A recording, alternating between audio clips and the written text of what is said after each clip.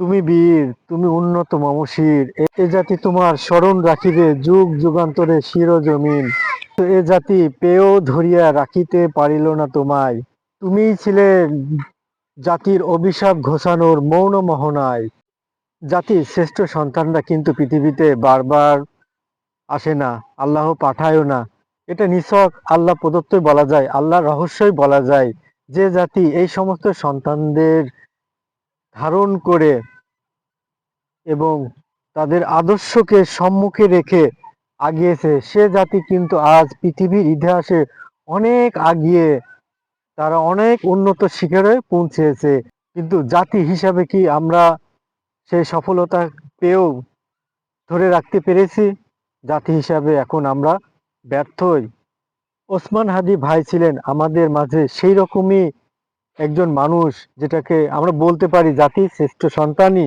তিনি সবসময় সম্মুখ সংলগ্নে থেকে অন্যায় অবিচার ও রাহাজানি জুলুমের প্রতিবাদ করেছেন।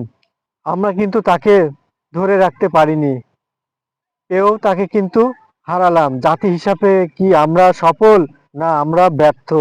আমরা আসলেই একজন ব্যর্থ জাতি। যেটা আমরা পালাম, যে জ্ঞানটা, যে মেধাটা, যে সাহসটা, যে প্রতিভাটা তার মধ্যে ছিল, এ জাতি কিন্তু নিতে পারত। এ জাতি কিন্তু তার হাত ধরেও অনেক আগাতে পারত। তার ভেতরে কি আছে সেটা কিন্তু এ জাতিকে সে দিতে চাচ্ছিল, এবং সে দিত, কিন্তু এ জাতি ব্যর্থহীন, নিতে পারলো না।